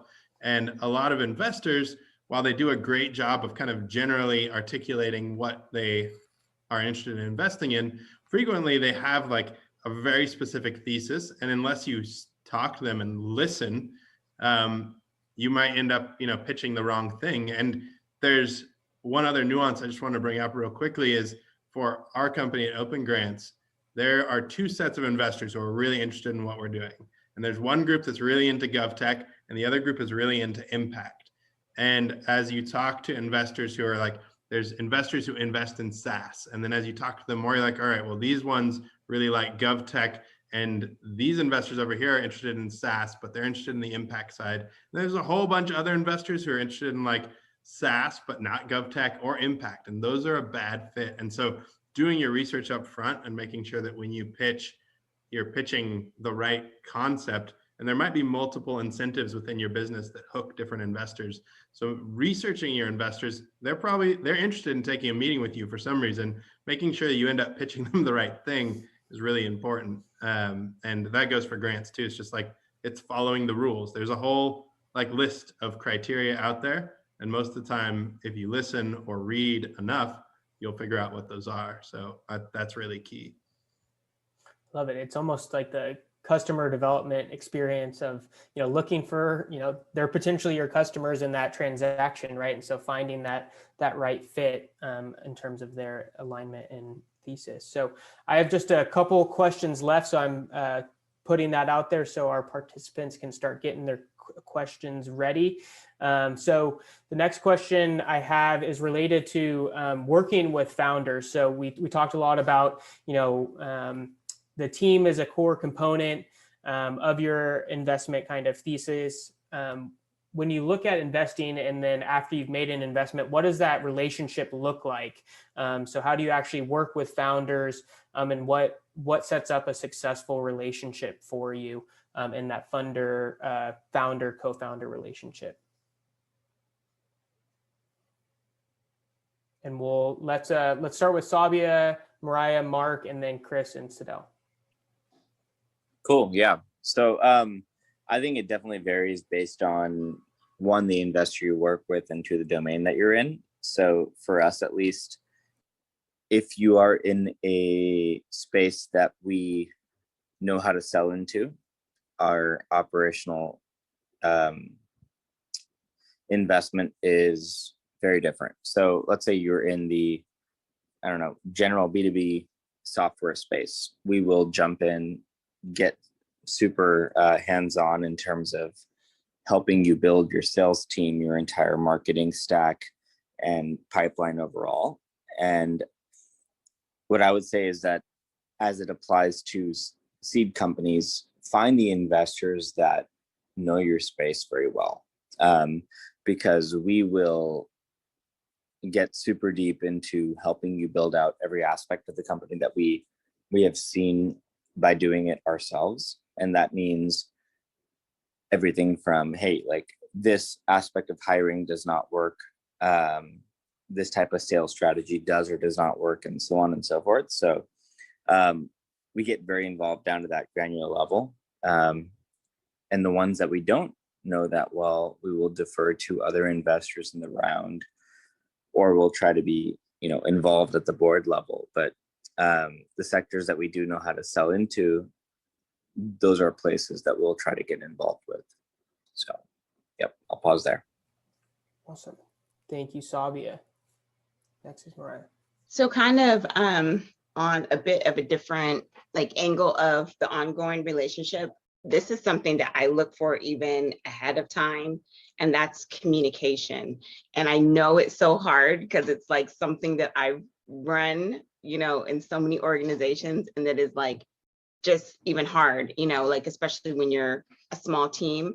But, for our fiduciary duty, as VCs particularly, which by the way is a very small little portion of private equity, we have to do reports to our investors, to our limited partners. And that's typically quarterly. And if we have to chase down founders to find reports or see what's going on with the company, it's a problem. Or if we're not hearing from a company until they're running out of runway and we don't even have the time to rally the troops, that's a problem. So communication, just updates is important. I know a lot of the founders that I work with, they'll text me or email me and just they know if they need me, I'm gonna make some time, right? If it's emergency, it's that kind of relationship. It's like a family. You're gonna be in this long term.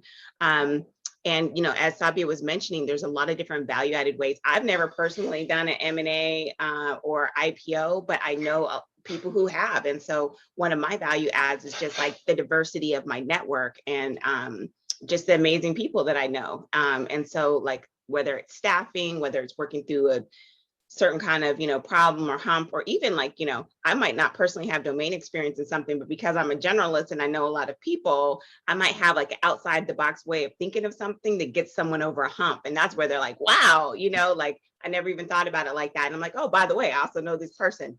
And so those are just some of the ways that that folks might add value in the ongoing relationship.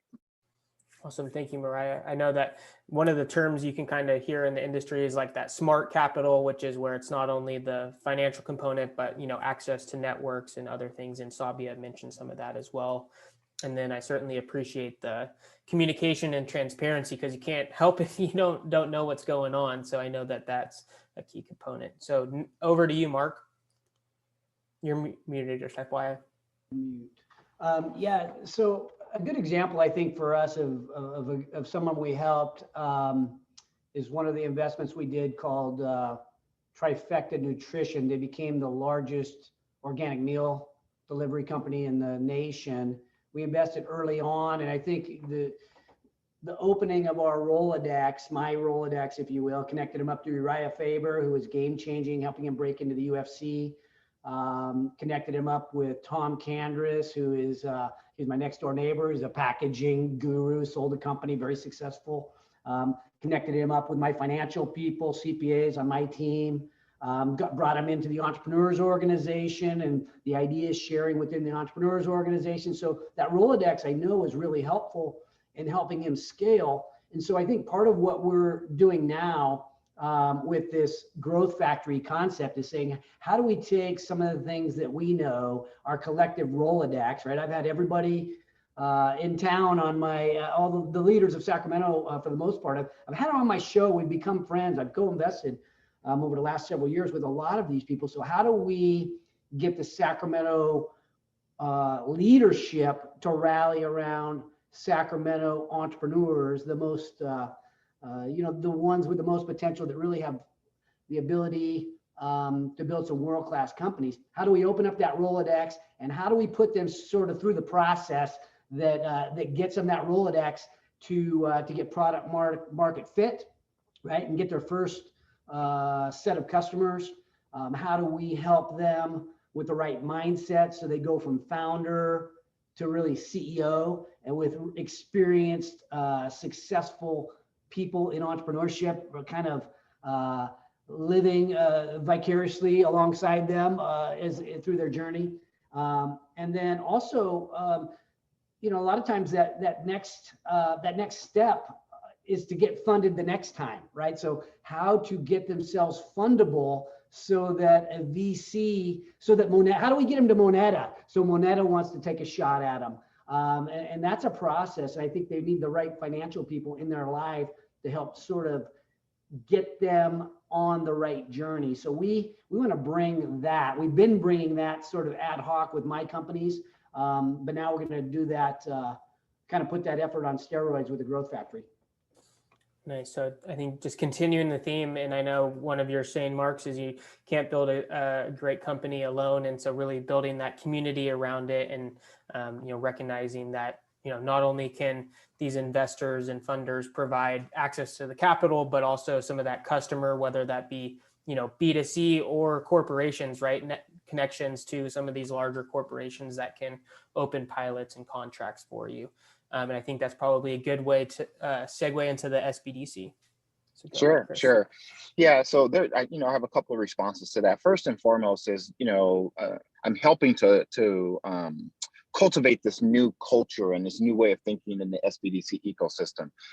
Businesses go through a business life cycle, right? You have 4 phases that most businesses will go through. And typically in the SBDC ecosystem, we really work on the scope of work, right? So you have a problem, or you have an issue, or you have needs somewhere, and we have 10 hours to help solve that problem or find a solution for you.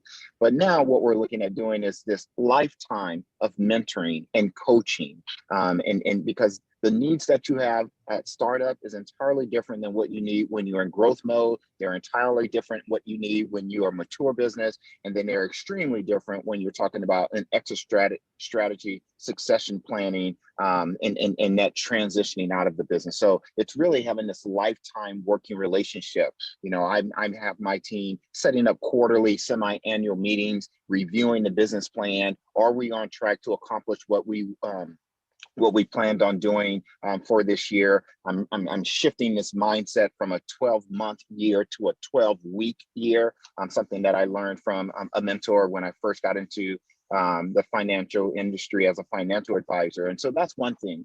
The other thing that we're doing when it comes to funding, right? So we've worked with you, we've worked on a business plan, we've worked on projections, we've identified the type of capital you're looking for, we've identified the funding source, and you've received funding. Now what we're doing with that is, now instead of just getting you to funding and saying good luck, we hope to see you down the road, now we're having an active, engaged relationship with you. We're using some failure predictor platforms from Dun & Bradstreet to ensure to monitor the use of the funds that you've received, and to be able to have a pulse ahead of time if things start to spiral down, so that you have someone that's actively engaged with you to prevent you from failing. So if we can take that active role now, and we can identify when things are going south, we can identify them, address them, come up with some recommendations and solutions, and we can turn things around. We then have an impact on the number of small businesses that fail within the first 3 to 5 years. So those are some things that we're doing over at the SBDC now. Awesome. Thank you, Chris. And again, just a continued demonstration of, I think, recognizing capital comes with partnership, and that, most of these individuals aren't just going to say, hey, here's a check and, we're going to let you run off with it. They want to be your partner, and your success is their success as well. So, and then we'll conclude with Sadell here, and then we'll open it up to your questions. So take it away, Sadell. Yeah, I'll keep it really brief. The government is one of the best partners that you can get out there. They have super deep pockets, and they will literally not stop paying you if you're doing what you're supposed to be doing.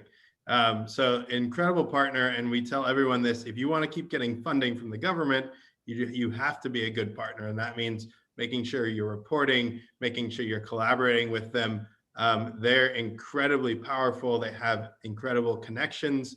And it's an incredible signal to investors. If you can say, hey, I have a relationship with NASA, look at SpaceX, right? They just keep getting contracts. And if you want to know why, it's because they just keep delivering on what they say they're going to do. I can only imagine the amount of reporting and relationship building they have to do. But if you can build and continue to build and nurture that relationship with someone like the government, who's a funding partner, they will continue to talk amongst themselves, say how great you are, and you'll continue to pull more and more contracts. So it's an incredible opportunity there. And I highly encourage you to do it. Investors love to see it because it's non-dilutive, doesn't threaten their position on the cap table. It's a great way to build that initial relationship. And lots of the times, those investor relationships, if it's the government, translate to contracts. So government very frequently uses granting as a way to get around their really terrible procurement process, which is a whole different subject.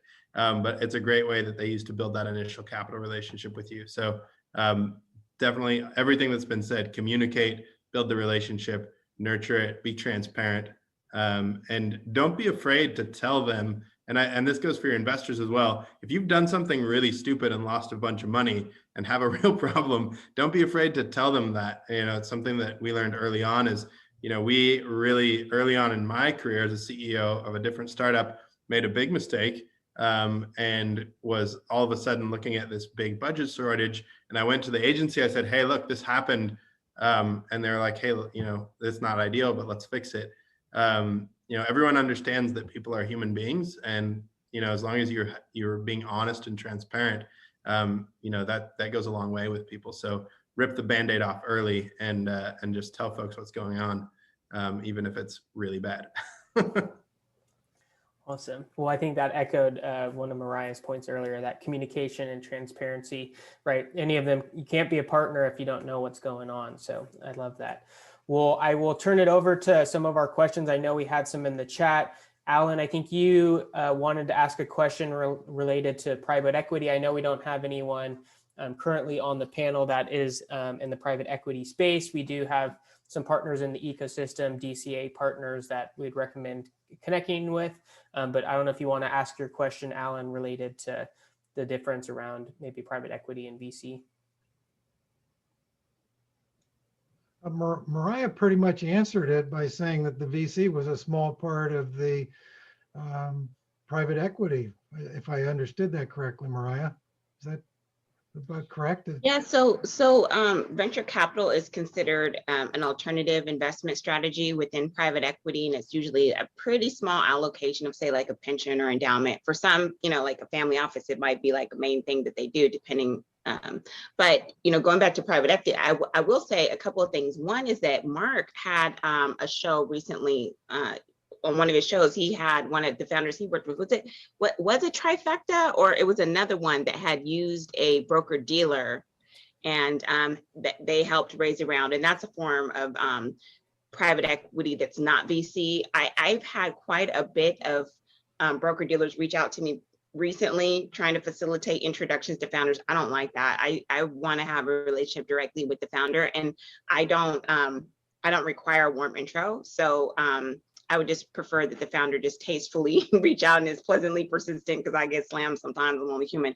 But yeah, private equity then also deals with different types of investments that may not be tech, like real estate or infrastructure. And I know here in Sacramento, there's quite a diversity of the types of businesses we have. We have ag, we have infrastructural projects. We have a lot going on. And so that's just other aspects of private equity.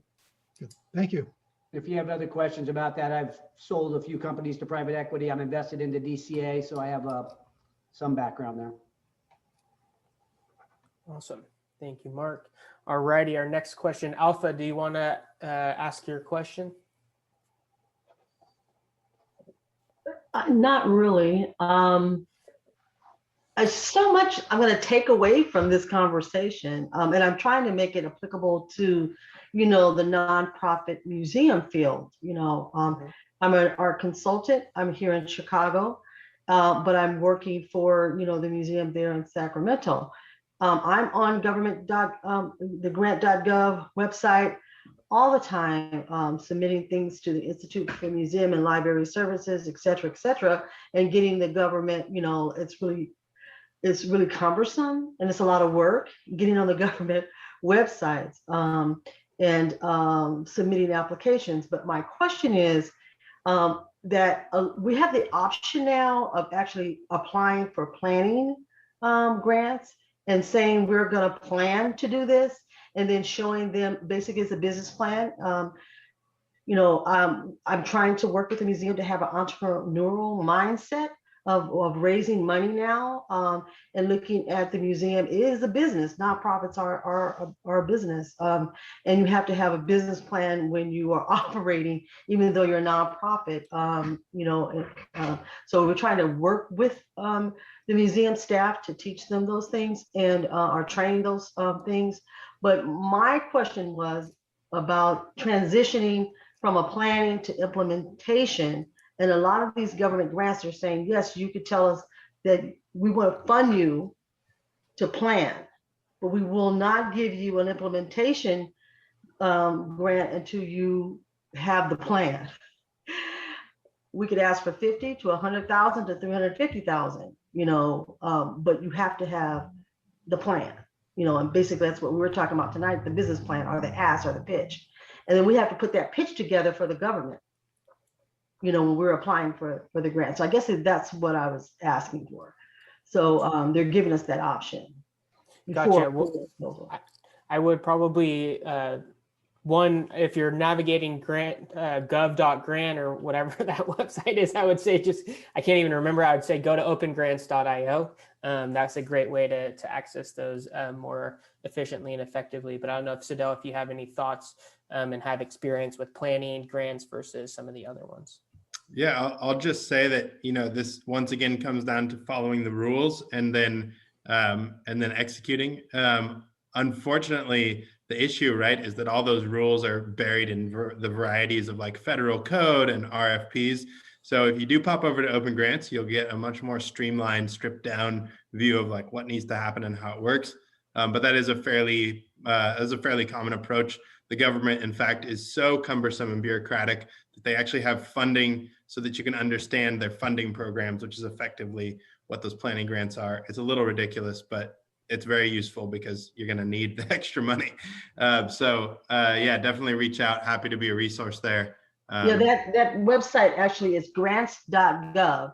And before we can apply for even the NEA, for Institute for Museum and Library Services, or any of those, we have to be on that platform and go through registering with that. And we're there, we have a place there. We have grants that are on that proposal, but I'm seeing more when we're applying now for digitalization of the archives and hidden collections.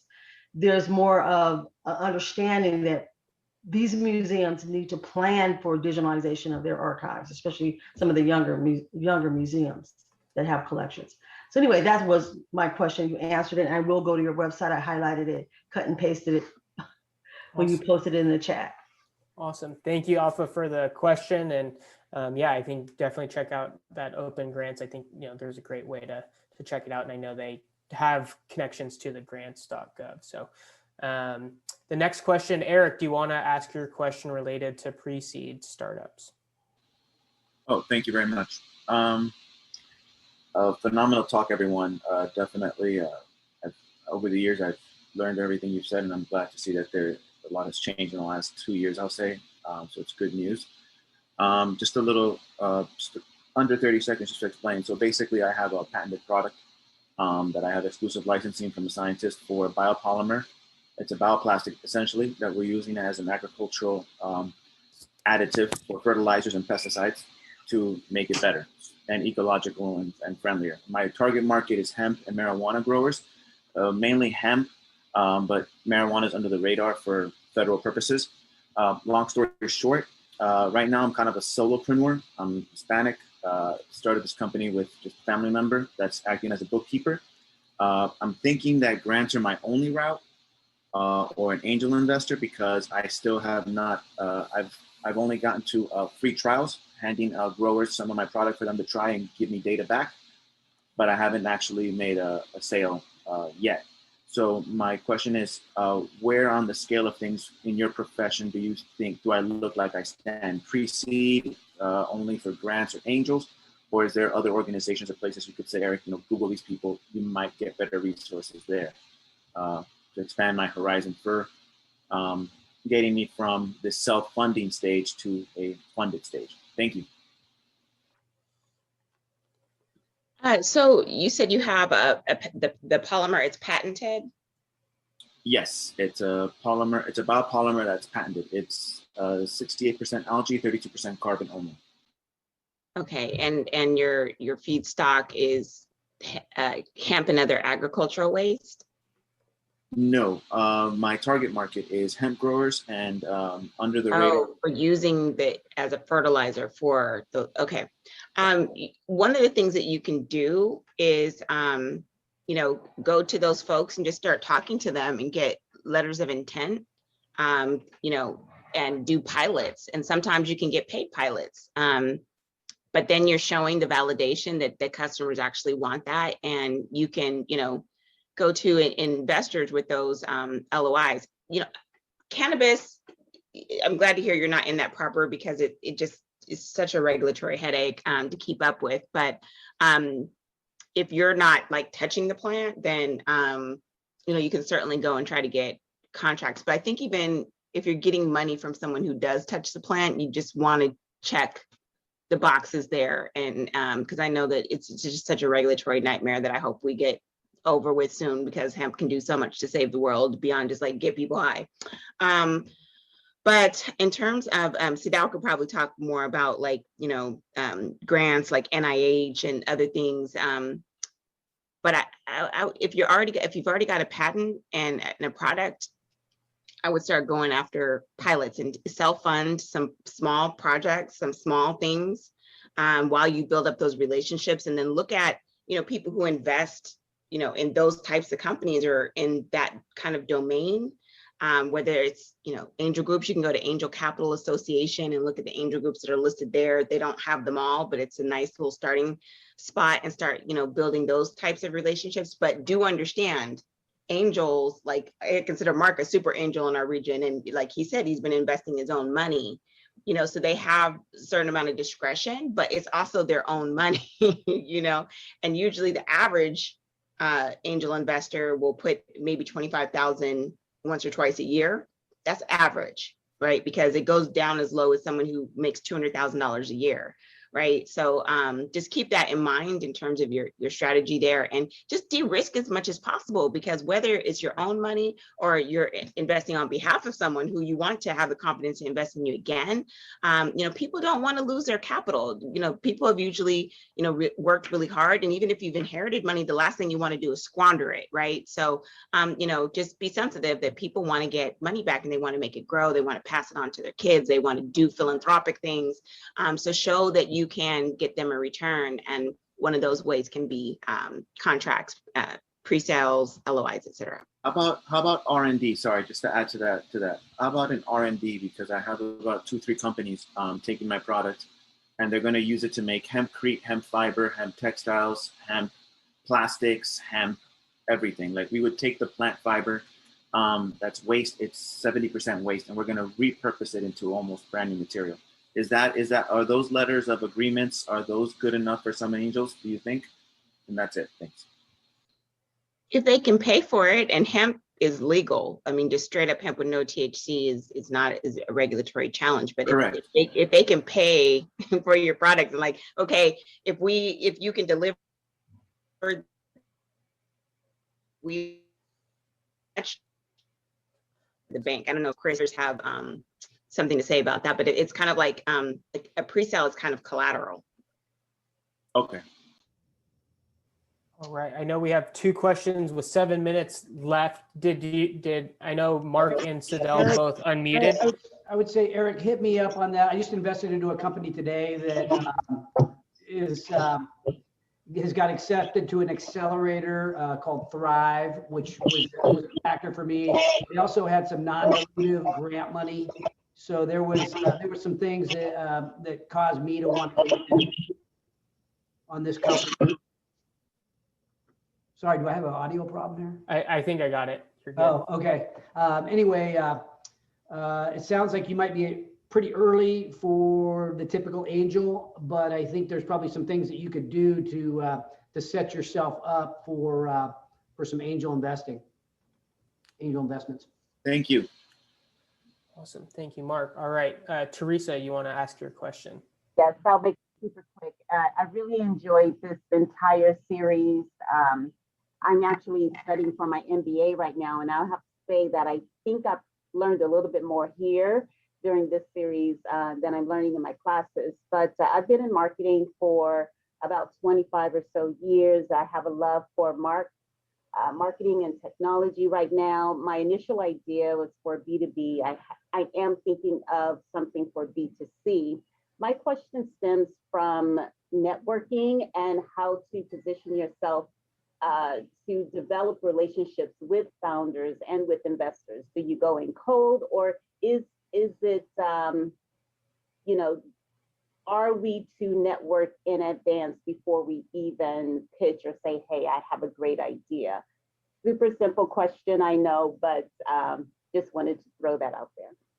It's all good. It was actually one of the questions I skipped to make time. So you were on it. Don't be shy, get in the game. There you go. So hopefully you've already connected with the panelists here. That's a great starting point, and just saying, hey, you were on this panel, and thanks for being there, and we'd love to connect. Sadell, you're going to go. I was just going to say, be really strategic, but something that I've done since day one of like my first company, because a different founder told me to, is run a personal CRM and keep all those important people updated and network and provide value where possible. And I think this goes to everything that's been said. Be authentic, be yourself. This last round, it took us all of a week and a half to raise $500,000 to start our company because of the relationships that we've built out over the years. So just start right away, provide value where you can, and be a real good human being, and people get on board with that. Love it. The personal CRM. That's a great point. Awesome.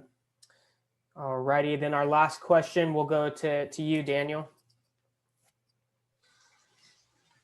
Hey, so my idea is a farm brewery that is going to be somewhere in the area. I haven't found the actual property yet, but I'm going to have to build it in sort of phases because it's going to, for a farm brewery, you have to be producing agricultural product, you have to be brewing, and then I was also going to incorporate like an obstacle training course on the property, and have it sort of be like a destination added to the farm and the brewery, and have it be a place where we taught about food education, and have it be really family friendly, where parents can bring their kids, enjoy a beer while their kids learn about where their food comes from,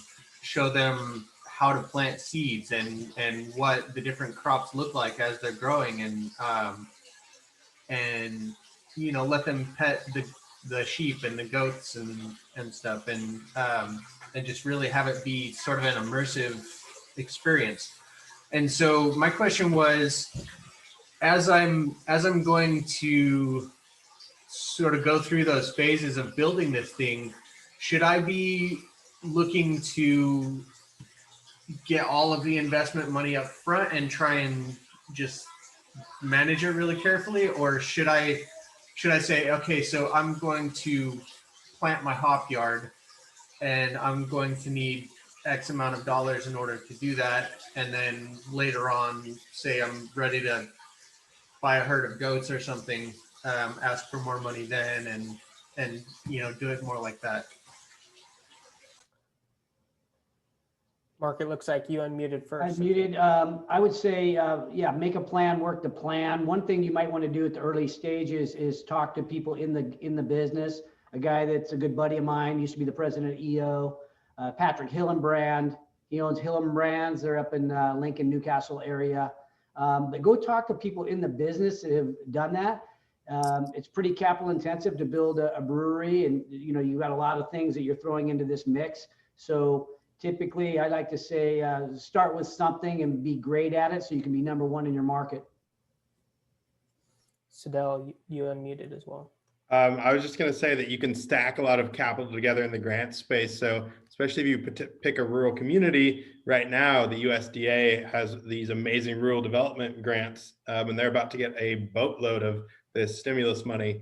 And they have all kinds of programs that fund specific things. So it comes down again to alignment and storytelling. So you could find grants for facilities, you can find other grants for livestock, you can find loan programs for X, Y, and Z things, and other loans for equipment and food processing.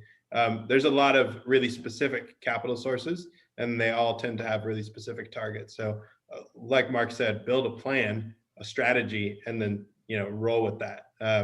Maybe your strategy is find a high net worth person who wants to drop $10 million on a farm. That's another strategy.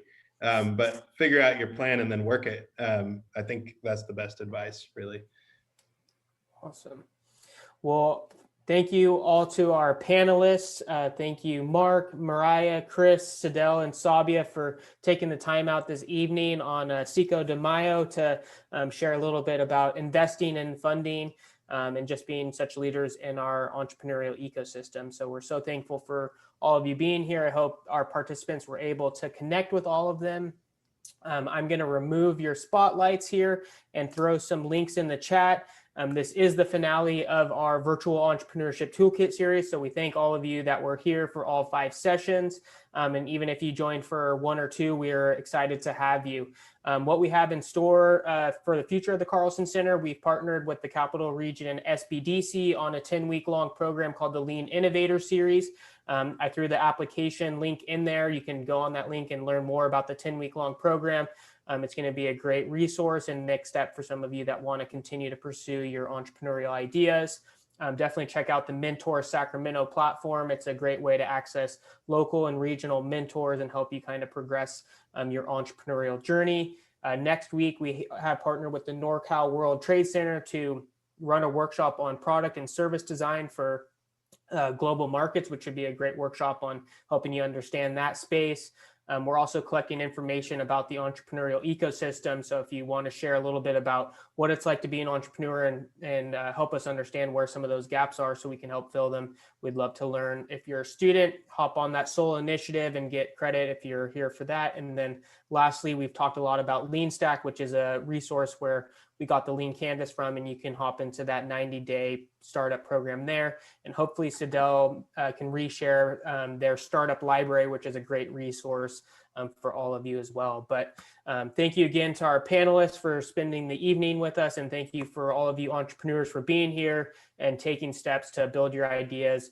I'm passionate with working with entrepreneurs because you're building the physical and virtual worlds we live in, and count me in to be a part of your journey. So with that, we'll conclude here today, and let's have a great rest of our evening and go forth and keep building. All right. Thank you all. Thank you. Thanks, everybody. Thanks, everybody. Thanks, panelists. Thanks all.